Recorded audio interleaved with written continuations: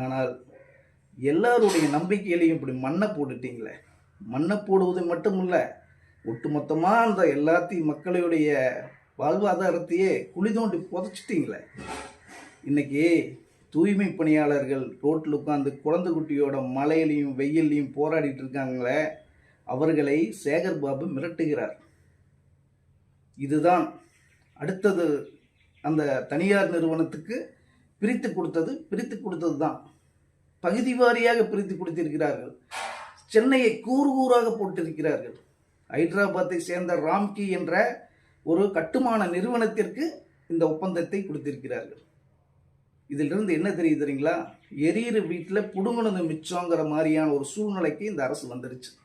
2026 நம்ம டெபாசிட்டும் கூட கிடைக்குமாது நம்ம இழந்துருவோம் அப்படிங்கிற ஒரு நிலை தெரிஞ்ச பின்னாடி எவ்வளவுக்கு எவ்வளவு ஒப்பந்ததாரர்கள் உள்ளே கொண்டு வந்து கமிஷன் அடித்து மறைமுகமாக